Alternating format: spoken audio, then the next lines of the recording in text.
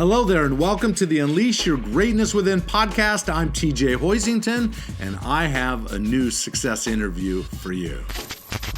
In today's success interview, I was privileged to interview Harvard professor, forward thinker, researcher, Thales Teixeira. He's just come out with a new book called Unlocking the Customer Value Chain. You want to get this book, especially if you're a leader, if you are an entrepreneur. I'll tell you what, in this interview, and in the book, of course, but in this interview, we talk about how to protect yourself from losing market share, but we also talk about strategies for maintaining your market share and even growing your market share. I'll tell you what, he shares all kinds of ideas and strategies that will help you as a leader, as an entrepreneur. So watch it through to the very end. Now, let me just say, if you're watching this on YouTube, make sure you go to my podcast on iTunes. All you gotta do is type in my name and you'll find the Unleash Your Greatness Within podcast. And if you're listening to it there and you wanna watch the interview, hey, jump over to YouTube and you can see the interview there as well. Just type in my name on YouTube, TJ Hoisington. Pretty simple. All right, without any further ado, you're gonna enjoy this interview, especially if you're a forward thinker and you wanna maintain that competitive edge for your business, for your company, or as an individual. There's some nuggets in here that will really be useful for you. So let's jump right into the interview. Thales, welcome to the Unleash Your Greatness Within podcast. Thank you, TJ. It's great to be here. It's great to have you. You know, one of the things that we do on this podcast is we get the opportunity of interviewing all kinds of thought leaders like yourself. I've read your book. What an amazing book that you've got. Forward thinking. We'll get into that today. Unlocking the Customer Value Chain. It's going to really be great. A lot of nuggets in there that I hope you get into in this interview for leaders, those running companies and so forth. But I want to back up and just say, give us a little bit of your backstory. What's your history? Sure. So I'm originally from Brazil. It's a pretty big country in the south of the equator, for those who don't know it. I came to the US in 2004 to do a PhD at the University of Michigan.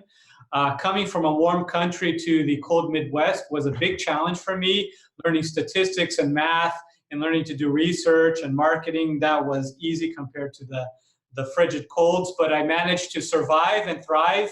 And I actually did my dissertation on using eye tracking to understand how people watch TV ads in order to improve and capture their attention. So based on this innovation, the Harvard Business School in Boston hired me in 2009 to be at the time an assistant professor. I've been there for about 10 years. The first 5 years of my career, I did research on what I've eventually termed the economics of attention.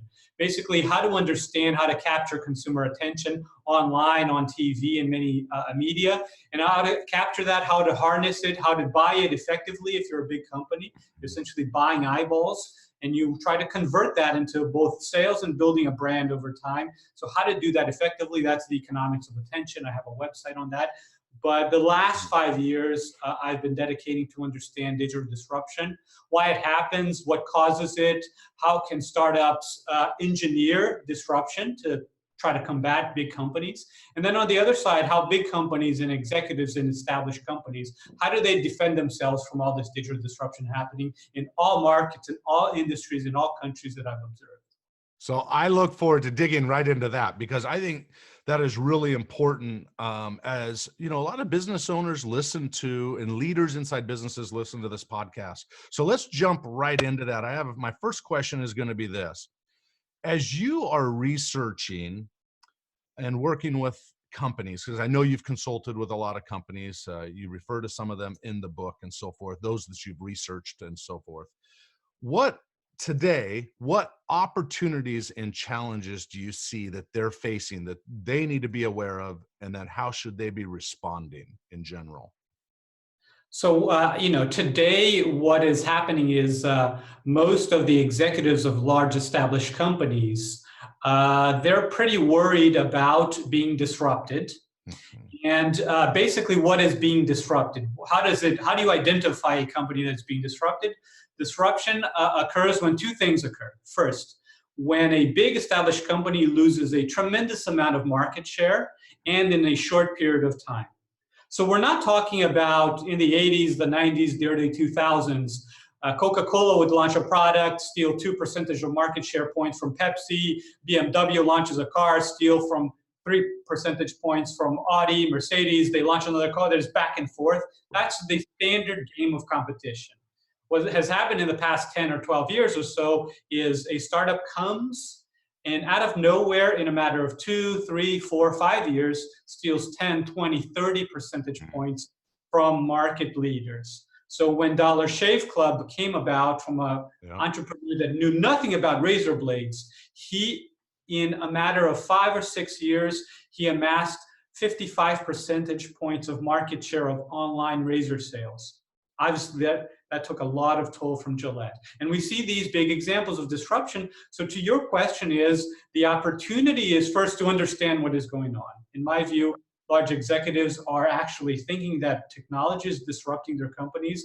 And after visiting all these startups and then talking to the executives, I learned that technology is not disrupting market. It's not technology, right? And then the opportunity is really to understand, to eventually respond effectively to that.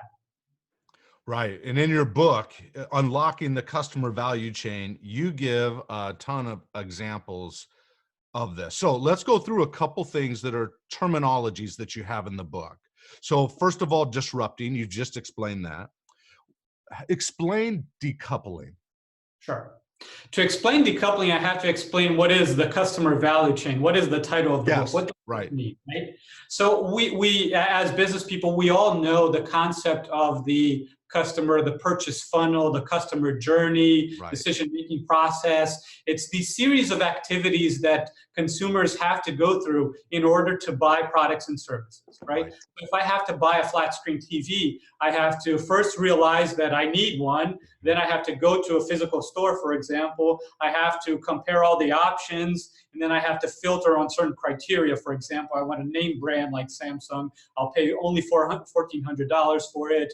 And then once I choose one, I need to go pay for it. I need to get it delivered, installed, use, and dispose of it. All these activities are what I call the customer value chain. Right. Now, it's slightly different from the traditional term of customer journey or customer funnel, because those end when a customer buys something. And then the company is like, we don't care about anything else that happens after that. You know, you bought from us, and that is our customer journey. Well, the customer value chain has many more steps. Using, disposing of goods and services. It's important to understand all these activities. Interesting. And the reason it's important is because when you map out all the activities in this customer value chain, and you can do, by the way, for whatever product or service you're selling, irregardless of what company you are. But then once you look at it, you can classify all these activities into one of 3 types. It's an activity that it's either creating value for the customer. So for example, me trying different TVs at Best Buy is creating value for me. It's a benefit to me. You know, I appreciate it. It's useful. Also, using the TV obviously creates value for me. But then there's another set of activities that are intended to capture value. Basically, that's the way the company makes money. So in this case, the way the company makes money or the retailer makes money is when they sell a TV to me. So when I pay for the TV, that's a second activity that is capturing value for me. And then there's a third class of activities that is eroding value. It's those activities that don't create value for me, don't create value, don't capture value for the company that I'm dealing with. They're just a necessary means to the goal. So going to the store doesn't benefit you in any way in and of itself. It's a value eroding activity.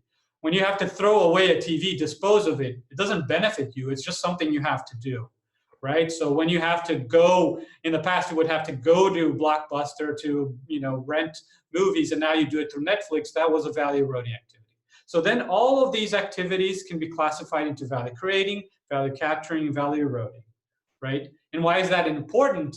It's important because no matter what company you are, if you want to get more customers, if you want to retain customers, get more loyal customers, you have to basically do one of 3 things: increase value creating activities, reduce value charging or value capturing activities, make it cheaper for the customer, or eliminate value eroding activities. So that is the customer value chain, and that's the principle of understanding how customers work and how customers choose companies. And then when you ask, what is decoupling? So once I started visiting startups, and the first startup I visited was back in 2010. It was called Facebook, a small startup that was growing pretty fast. I saw Mark Zuckerberg there working in his t-shirt. And from then on, it really, as you probably know, Right, everyone took off. knows. But so I visited them and I asked them, how were they disrupting markets, right? And they gave me an example. And they explained how they were doing it. They said, we're doing it very unique. And then I visited Netflix, Airbnb. I talked to people at Uber. I visited some other companies that you might not know of, Birchbox and Rebag in New York City. And they all said, we're doing it very differently. But when I looked at the pattern, they were doing the same thing. They were just executing it differently by industry. And what were they doing? They were looking at this customer value chain, and they were figuring out what activity can we do better than the established companies. And they would choose one or very few of these activities and do it much, much better than the established companies. So in the case of buying a flat screen TV, you would probably go to the established company retailer that is Best Buy. Best Buy was very good at many things, for example, with their salespeople helping you find what TV you want. But Best Buy might not be the best one in actually selling you the TV because their prices are probably higher. And so Amazon comes in with these apps and says, you should practice showrooming. You should go to the Best Buy store, figure out what TV you want, pull out your phone, and then figure out if we offer it cheaper, click the button, buy it from us, and then we'll ship it to you. So Amazon decided to do that better, right? So decoupling, breaking the links of the customer value chain activities and choosing to do one much, much better than the competitors.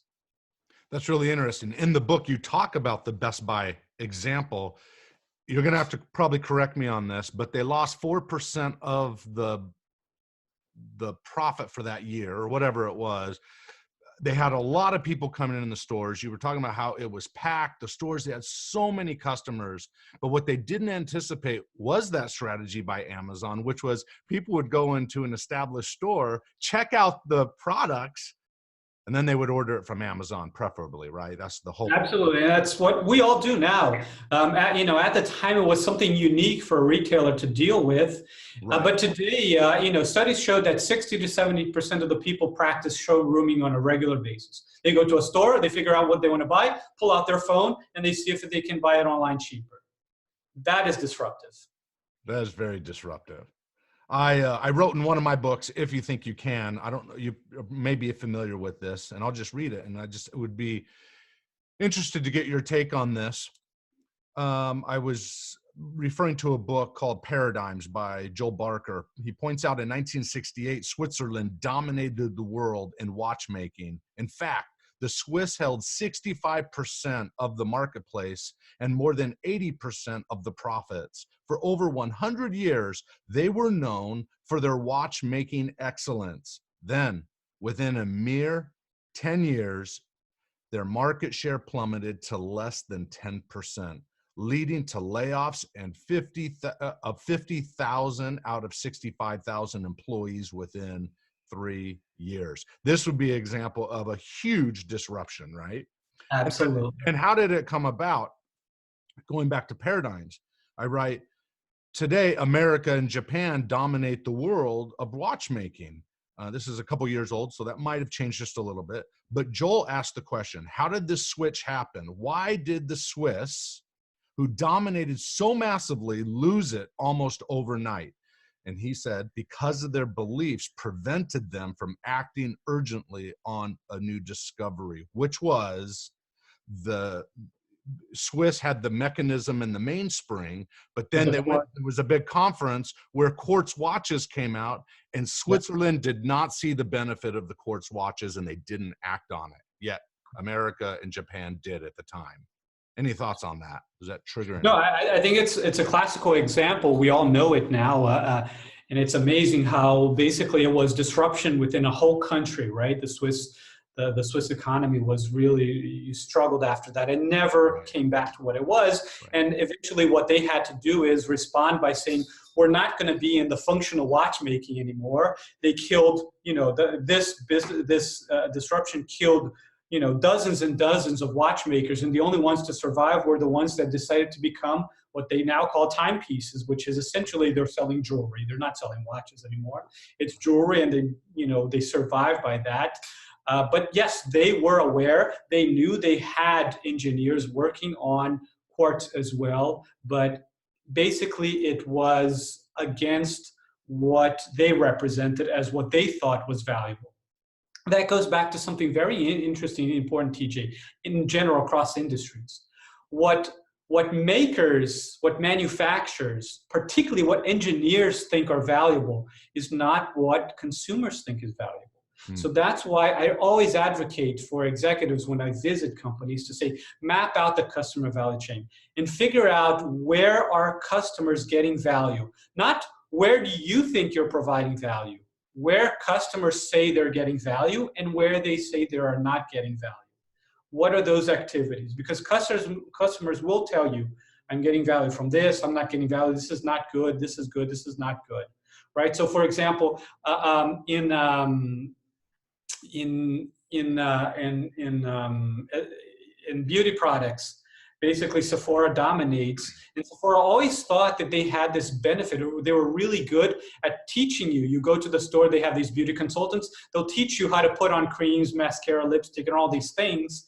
And they do it for free, by the way, because then you choose what products and you buy it with them. But in about 2011, more or less, these two entrepreneurs from Harvard Business School decided to create a subscription for sample beauty products, because they said people don't want to go to the store all the time and spend all this time figuring out what they want to buy. They want to do it in the convenience of their own home. So Birchbox came about by creating a subscription service of sample beauty products, not full size, because they wanted to make it easy for women and now men to sample beauty products at home. And then when they want to decide, I like this beauty product, I can buy it full size on Amazon or Sephora or anywhere else. Again, decoupling going on. Birchbox is just saying, we want to be the best at helping you sample beauty products, not all of the other activities of the customer. That's really good. And that's why it's disruptive, because they find something to be much better at. And if you're an entrepreneur, you don't have the money, the people, the resources to say, I'm going to take on, I'm a Ford, I'm going to take on Hyatt, Hilton, I'm going to take on Sephora, Best Buy, I'm going to build these stores, I'm going to build cars, I'm going to build hotels. No, they just figured out one sliver of this activity that they could enter and do a much better service. And they disrupted the market by stealing customer activities. That's really cool. And that's well described there. Two things come to my mind. First of all, in your book, great book here. Let me just make sure I show it up here. Unlocking the Customer Value Chain. You say here, focusing on customers helps us understand more deeply whether startups will succeed or fail. Stealing customers from incumbents. You title it incumbents, which are the big companies, the brand companies, the established big companies. But I love what you say about Birchbox and so forth. You have a lot of other examples in here, right? We could talk about, I wrote down here, Blue Apron or Chef D or HelloFresh, right? They didn't try to change the whole market. They picked one strategy, one piece of that value chain that they said they could do differently or do better. Yeah. And that gives hope, right? I mean, just pick one thing that you can do better and you'll make an impact. That's right. And in their case of all of these subscription meal companies, we're seeing challenges whether they're profitable or not. And that's another story. What they've identified is that people wanted to eat healthy, to know what ingredients they were, and they wanted to do a part of the cooking, because basically American families pretty much gave away cooking at home as an activity. In the 50s and 60s, it was a big thing, right. Women emancipation, going to work and everybody working, and nobody has time to cook anymore. And basically cooking just went out the window, right? Today, restaurants, sell more food than grocery stores. That's shocking.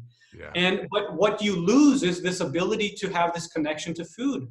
The thing is, you don't have 1 to 2 hours every day to do it. And so they realize that some people want to do some cooking, but don't want to spend all that much time. And so with these subscription meals, I don't know if you've done one yourself, you get all the products, all the items washed and cut and everything, and you take 15 to 20 minutes to create a meal, and you're happy about creating sort of a homemade meal, but they did part of the work, right? So it's not a restaurant, it's not a grocery store. They picked a very specific thing. We are going to give you the ingredients and the recipe. You spend 15 minutes and you're good about yourself to feeding your family with a home cooked meal in a very convenient format. That's amazing. I mean, that can even bleed into Uber and Lyft and so forth. I mean, here Absolutely.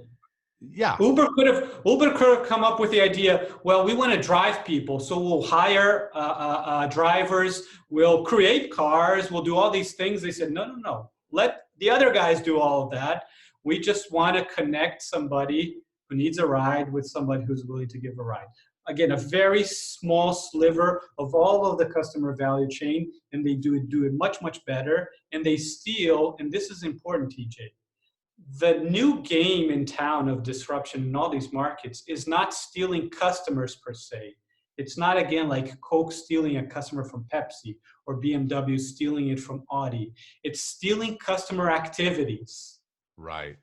Right? Amazon, when they sell you a TV, you're still going to Best Buy. So Best Buy didn't technically lose the customer. It's still going to their stores. You said in the book it's a shared customer. It's a shared customer, exactly. Right. And so it's shared. But you know how shared customer loses a lot of money for the established company. So it's not like it's something good. It's something, very disruptive. And that brings the point that a few things that I've learned throughout the process in writing this book. Number one, I, as everybody else, thought technology disrupts markets. I thought it was that. New technologies. Innovations. Right. Some companies win them, but that's really not the case, because we're seeing that, the big companies have the same technology. At the time, the Swiss watchmakers had the access to the quartz, and the Japanese watchmakers chose to use it much better, right? To your point. But like many other industries that you see, like the companies that create the CAT scanner was not the company that succeeded based on that. Kodak created the digital camera, was not the company that succeeded. So it's not technology that disrupts markets. It's actually customers that are disrupting markets. When you arrive at Boston Airport and you choose to call an Uber instead of the taxi, you are disrupting the market in your own little way. And when you do that many times and then a million people do that, that's how the downfall of the taxi industry came about. The same thing when you say, I'm going on vacation, instead of looking for a hotel, let me look for an Airbnb rental, you're disrupting markets.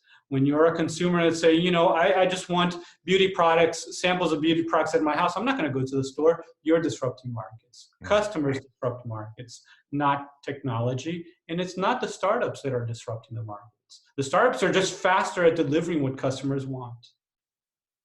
Right. You make that point in the book. They're very agile. They're quick. They move. In my world, consulting with companies, right, there's some themes that I see, although I've been in many industries.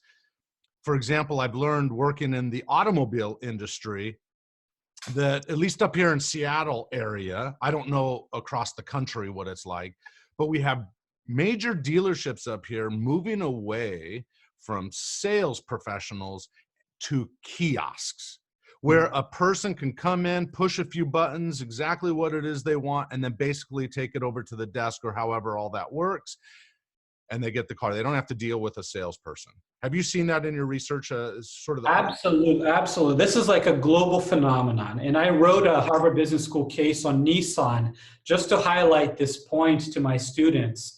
Basically, 20 years ago, the average American would visit about 7 dealers before purchasing a brand new car. Right. Guess what number it is today? Do you have any sense? How many dealers? Well, last time you bought a car, TJ, how many dealers did you visit? One. That's the modal number. The average is actually 1.4. Oh, is it really? Okay. Yeah. Because I knew I had already searched online. I was pre-sold. I just said, honey, I said to my wife, right? I said, this is the car that I want.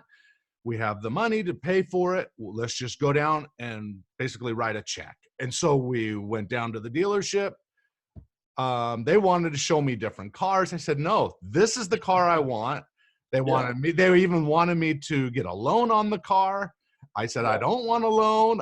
This is exactly what I want. And what I've learned working in the automobile industry, because I do training in there, is that in a sense, you really don't have to pre-qualify customers anymore, right? They come in pre-qualified. They've already done their research. Your job then is to listen to them, find out what their needs are, what their wants are, whatever that value chain is to them, and then help them get their needs and their wants taken care of.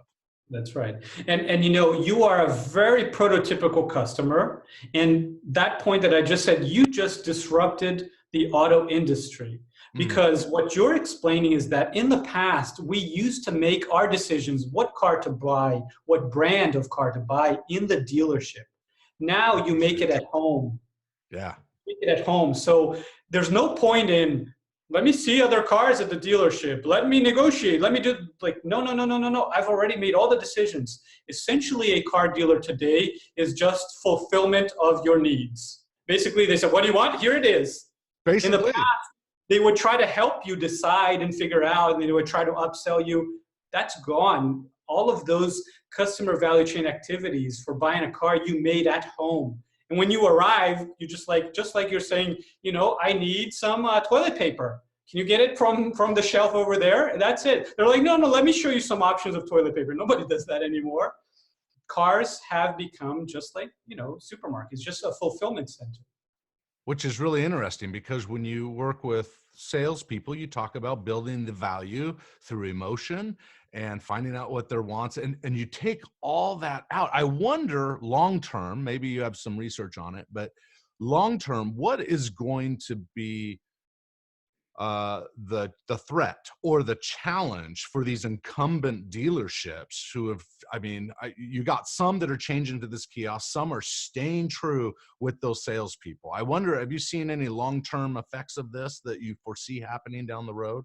So in my book, TJ, I talk about, I give an example of the auto industry, but I talk it broadly, the point that, auto executives, not the dealers, but the auto executives in the makers are really struggling with all these new technologies. And they're talking about electric cars because Tesla is disrupting our business. Right, okay. Turns out Tesla is not, because Tesla sells a small amount, and they all have electric cars that are on the pipeline or they're selling. And then they say autonomous vehicles are going to disrupt our business, so we invest in autonomous vehicles. And, that might eventually happen, might not. Nobody knows at this point in time. The bigger disruption is consumers, particularly the younger ones, are starting to question whether they need a car. Yeah. When I was 18 or 21, and we didn't question, do I need a car? I want a car, I guarantee. But now younger consumers are questioning, do I even need a car, or can I just deal with my transportation needs through Uber and Lyft and other mechanisms, right? Electric scooters and so on and so forth, e-bikes. So the biggest disruption that happens in any industry is when your customers start to question whether they're even necessary to enter your category. Do I need a car? Do I need a second vacation home or not? Right? It's not which one do I want, right? Yeah, that's good. Airbnb, right? Yes. I can pay X amount, sometimes less than it costs to go to a hotel, and I can stay in a beautiful home. So I asked that question for myself on the watch industry. I don't wear watches anymore. I just said, do I need a watch? And then at some point in time, I said no. And, millions of other people are having this question. And when many of them said no, you're really destroying a whole industry, because there's no point in them competing with each other. What design, what price, all of these things, it doesn't matter anymore, right? So back to the auto industry, it's like this question. When people think that a car is like an elevator, I don't need an elevator. I don't need my own elevator. It's just like, it's costly. And the cost of ownership of the car has been very, very high. And these companies like Uber and Lyft, they're thinking, their premise is there's too many cars in the world today. The problem is they're inefficiently allocated towards the uses and the people that need them. The average car in the US is being used about 4% of its time. Oh, so 4% of the time, a car is actually being driven. The rest, it's parked, or it's in a garage, or it's in traffic, stuck in traffic, not being effectively used.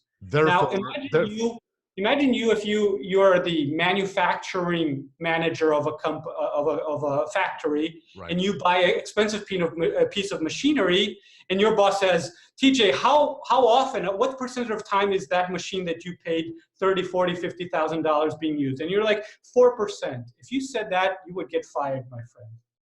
Right? Very inefficient use. When you go to airplanes, depending on the airline, uses it 20, 30, 40% of the time, right? And so Airbnb is like, we need to transform 4% into 15, 20, 30, eventually 40%. And if that happens, the need for cars around the world will drastically reduce.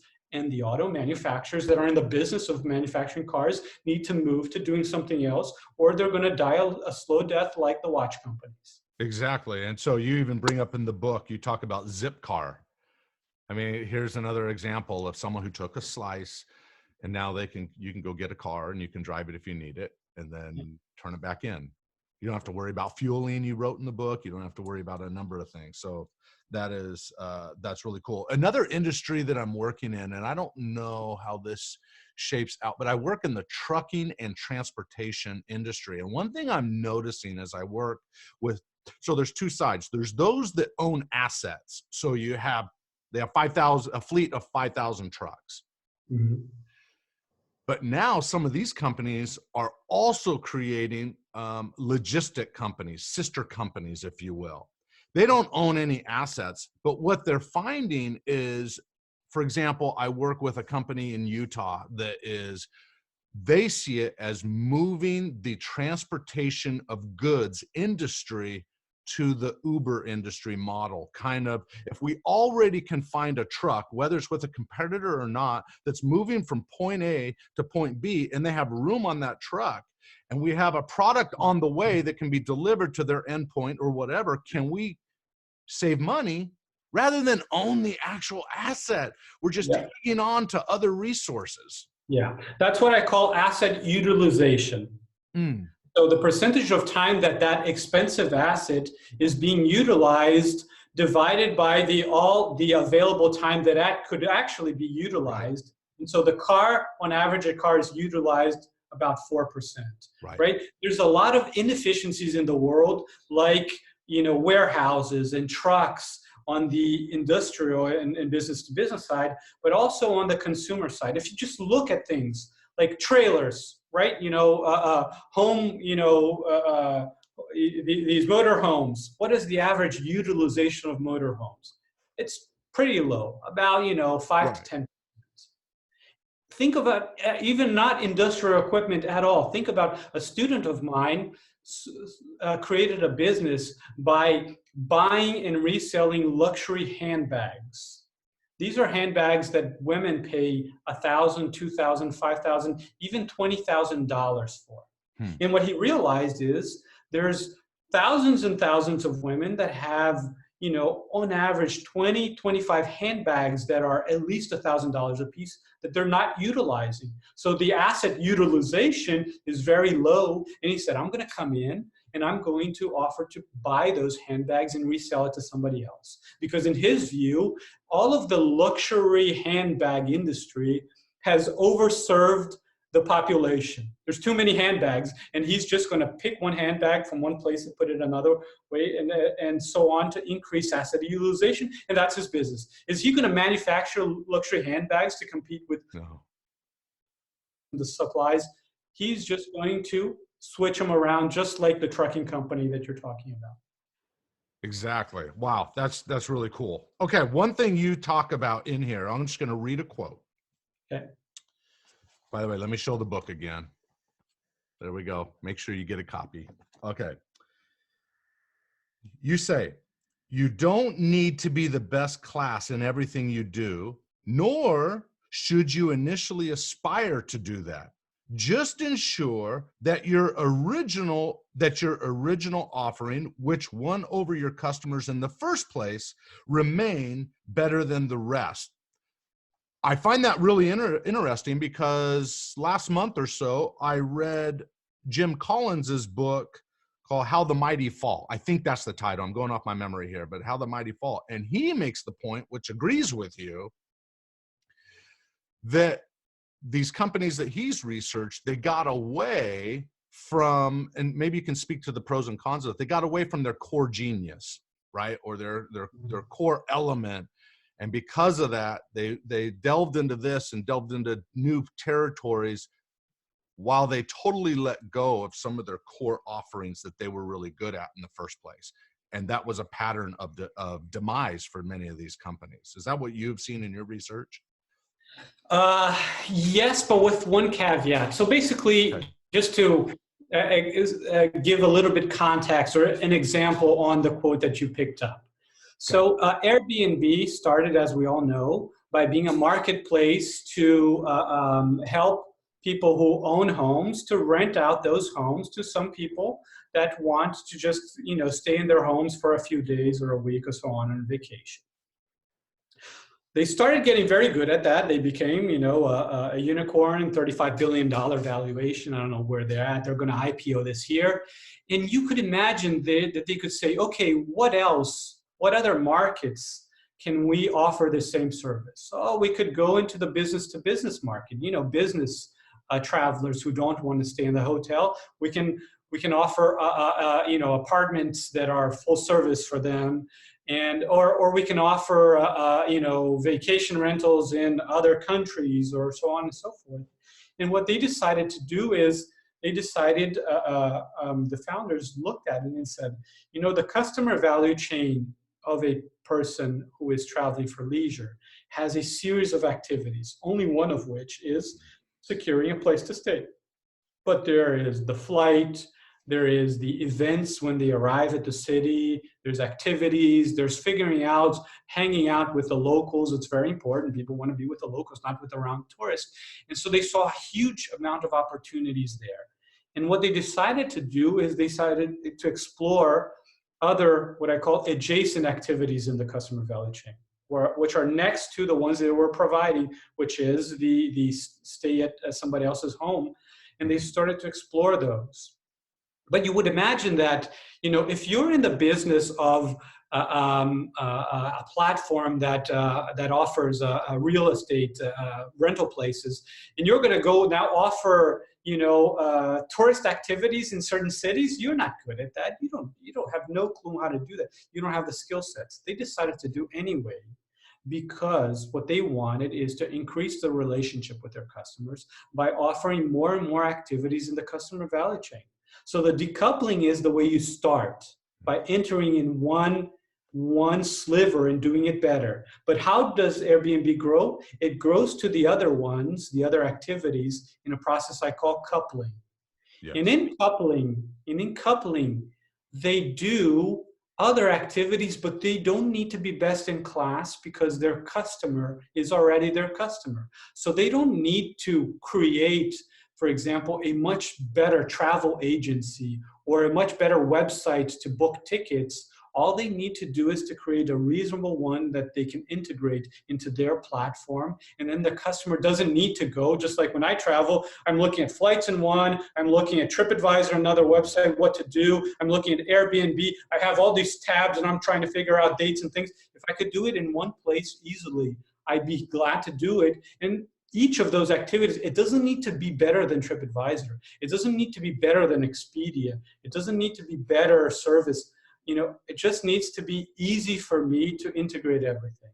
In that regard, when you go into branch out into new activities, this process of coupling, it's beautiful that you don't need to be best in class in everything you do. Because you're saying because you already have those customers. Because you already have those, and they don't want something better than the alternative. They just want something easier, more integrated, more convenient. And people pay totally. People pay for convenience, right? And if you're already used to using this company, why would I go over here if they offer it here? It just that makes sense. So that's coupling. Yeah, and this is a strategy, by the way, that Google does, Amazon does. They create all these new services, and th're not generally better than the best available alternative outside. They're just good enough that the customer's like, yeah, I'm already buying these things on Amazon, so I might buy these other things as well. You know, when Amazon came with books, it was the cheaper bookseller. But then when it came into electronics, it's not always the cheaper electronics seller. If you want, you should check the prices when buying electronics. Amazon often sells electronics more expensive than Best Buy and the alternatives. But you're already there. It's convenient. So, you know, you do essentially a supermarket, one-stop shop. You know, I know, yes, I could go to another supermarket to buy Coca-Cola. I'm here anyway. I'm just buying this one. Wow, that's really powerful. And I thought it was really interesting. I really hadn't thought about it before, which we talked about in the beginning with showrooming. You talked about the going to other stores to find out if you want that product in the first place and then purchasing it. You know, I do that all the time where I'll go to a store, I'll see something, and I'll go to Amazon. It's relatively the same, maybe sometimes it's the same price, but I can hit add to cart and then check out. And 2 days later, it'll be at my house or my office. That's right. So couple these activities to make it easy for you. And now you're integrating the customer value chain more and more with Amazon, displacing other retailers. Powerful, right? Powerful, powerful. Okay, we're starting to wind up or wind down. There's another quote here. Let me just read this and then get your feedback on it. As scholars in the discipline of motivational psychology have found, people will freely perform a desired task only if two conditions are satisfied. First, they must first possess the basic skills and resources to perform the task. Lacking the ability to perform the task, they may attempt it, but they certainly won't succeed. Second, if a person can perform the task, they must want to do it. That's the want to aspect, right? The value to them.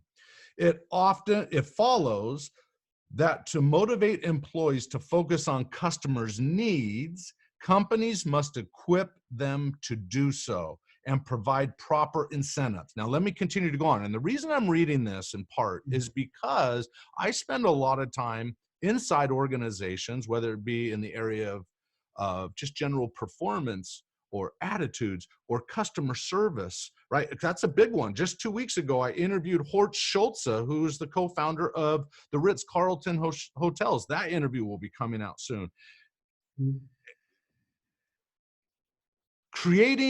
This has to do with culture. Creating a culture within a company that allows the frontline workers to notice deficiencies or listen to customers in such a way and make sure that that improvement or that idea that maybe a customer is suggesting makes its way up to decision makers, right? So you say this, to equip employees to favor the customer's evolving needs and wants, companies must put a great deal at the employee's disposal, including opportunities to observe and connect with customers, intellectual approaches for understanding customers, and responding to their demands. And it goes on. And you'll need to read the book so that you can get the rest of this. But what I heard you say is something that I'm seeing within organizations. You leaders have to create, so this is a leadership principle, you have to create a culture where the customers, number one, are truly valued, that we truly seek to know what their needs and wants are so that we can adjust appropriately. It's not just, as you say in the book, competing against, let's say, just for an example, BMW trying to take from Mercedes, right? It's finding out what the customers really want and need and providing that within the resources and confines of whatever you offer. Now, that is very hard to do. I've learned over time that getting the leaders to impute this both capacity and motivation for employees to do, that is very hard. And I've asked many people, academics and others, I said, what is company culture? What is it? How do you define it? I've gotten so many different answers and none of them I remember, to be honest. The one that I do remember is a very easy one. What is company culture? It's what employees do when nobody's looking. Totally. Right? So when you're in the room alone, nobody's looking, your boss is not there, it's like, what are you doing, TJ? Whatever you do, you decide to do, that is company culture, because that is kind of like your natural inclination. right? And many companies that I've seen, they all say that they're customer centric. We all care about our customers. We all focus primarily on them. But when nobody's looking, they make decisions that are against the customer's interest, right? The Volkswagen scandal was against consumers' interest. You know, I'm buying a diesel car and I think it's very, good for the planet, and then you just scammed me, right? The same thing with Wells Fargo, creating fake accounts on behalf of customers. That is the company culture, right? And so how do you change company culture? First, there's no way about it. Just like kids, you have to train them and help them. And then you set back and you observe how they behave when nobody's looking, right? And you need to be customer centric. You need to provide the tools. And one of the big tools is actually being close to customers. If employees are far away from customers, there's no way for them to be fully customer centric, right? Imagine when you sell something, right? Like if you're selling a manufactured product, you make it, you sell it to a distributor, the distributor sells it to the retailer sells it to the consumer, and maybe the consumer buys it for somebody else that uses it. You're very far removed from those people. Right. So Intuit, a tax software development company, they have something that's called Follow Me Homes. They force their employees to go to the homes of people that are buying, using, and complaining about their own software, and they just observe, right? So you have to have these programs and tools to allow people to want to be customer centric. And then the hard part is how to motivate them to want to be customer centric even when nobody's looking. That's really powerful. What I find, it seems like oftentimes there's a lack of transparency. There's a lack of truly giving employees the power to think in a way, to have opinions, to bring ideas to the table. And good leaders, many that I work with are visionary leaders. They love their people, but they also have a strong sense of purpose and passion for why the organization exists. And so for leaders listening, just make sure that you take Thales's advice here. Let me just say, there is so much in this book. And what I loved about it as I was reading it is for every principle that you share, like a new forward-thinking principle, you share 2 or 3 examples in the real world of where organizations were affected by that or improved by that. I love that because, so I would just say for anyone listening to this podcast, get this book, especially if you're a leader, right? Thales gives a clear view of what to look forward to inside in terms of the future and what customers want and what you should be focusing on as a leader of your company to stay ahead of where the market is going. I think you've done a good job laying that out here. Now, thank you. Yeah, you bet. So I'm just going to ask you in closing, but before I do, I'm going to ask you this: are there any last thoughts or ideas that you want to give our audience and those listening? But before we go there, I'm going to take you back in time for a second and just ask a quick question. This is totally not related to the book, so I'm being selfish here, if that's okay. How is it possible that a small family of 3 kids, let's just say, so let me just back up and say, I have 2 young daughters. I have 2 older boys that have since moved out, but 2 young daughters that are at home. They don't watch TV anymore. They watch YouTube channels, and what they particularly watch are cool families that have kids, and it's just these 10-minute videos of these kids doing ridiculously simple things like washing the parents' car or making slime was a big thing for a while, right? Why do these videos, what should entrepreneurs that are probably listening to this keep in mind in terms of getting their videos to go viral? Are there any research or thoughts that come to mind? So that brings me back in time into a few years ago when I actually started doing research on viral marketing. I came out with a first article and it got a lot of attention. My article went viral, which was funny, but it's on the Harvard Business Review.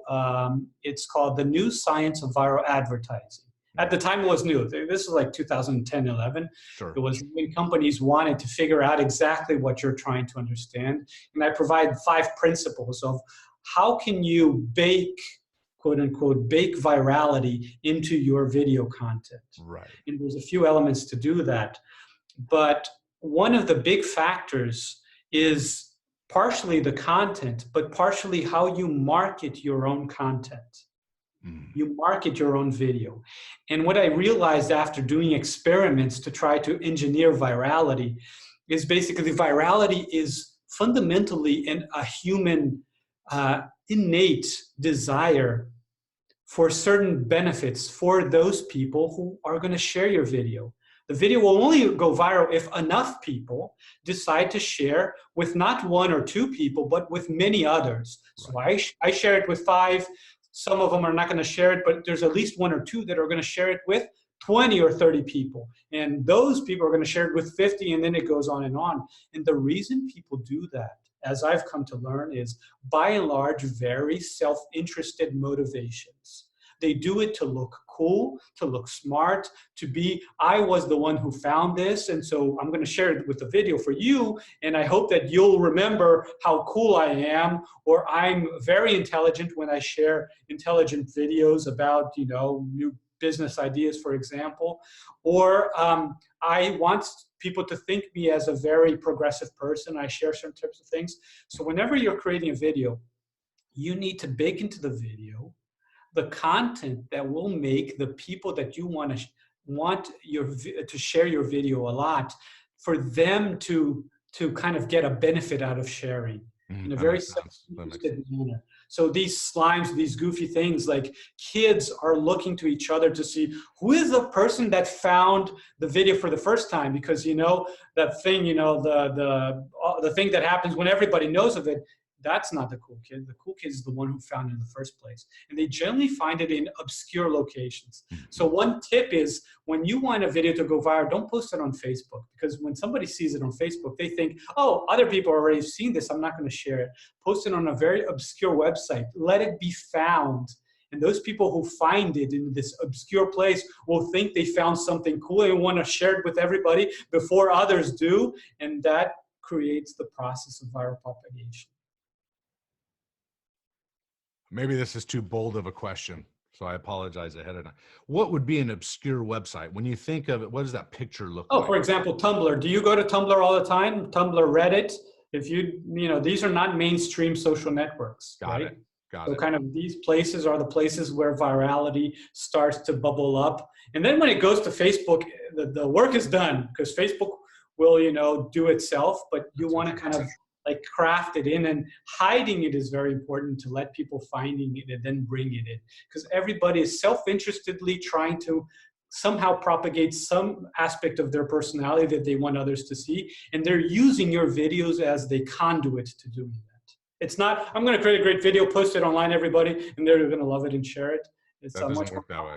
But my article should offer you at least 5. I will go read that article. I appreciate that. So thanks for taking that kind of out of the box question there. Okay, so I've got some research to do there that will be interesting. I just want to say it was great having you on the show. What are some last thoughts that you would give to our listeners, those leaders, entrepreneurs that are probably listening to this podcast? Sure. Just a few. Number one, remember, digital disruption is not a technologically driven phenomenon. It's about customers, so you need to understand customers, engage with customers, and the customer value chain and a series of other tools that I provide in the book are a way to do that. Right. Remember, you need a process in your company. You need processes and you need frameworks to work on these things, because if you don't have this in any organization, what happens is the way decisions become made is through politics, and politics is the worst way to make decisions. So you need to have processes, and I have processes in the book. Your problem, if you're being disrupted by startups, it is a customer problem and a business model problem. So the way to solve business model problems is going back to the basics of business. Don't think that you can buy or rent or acquire technologies to solve your business problems. You will only solve it with business. Go back to your training, go back to your experience in business.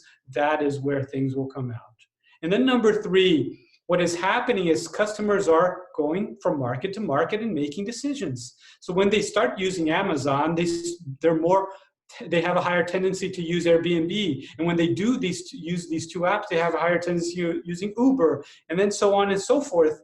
And so they migrate from category to category with the same behavior. So you have to not just focus on your own industry. Open your vantage point and look at adjacent industries. Look at other industries that are something happening that is coming to your industry. You have to stop focusing 95% of your attention only on your industry. You have to broaden, and those are the 3 takeaways that I recommend. That's really great. Thank you, Thales, for being on the Unleash Your Greatness Within podcast. Where should people go to get your book? Where would you?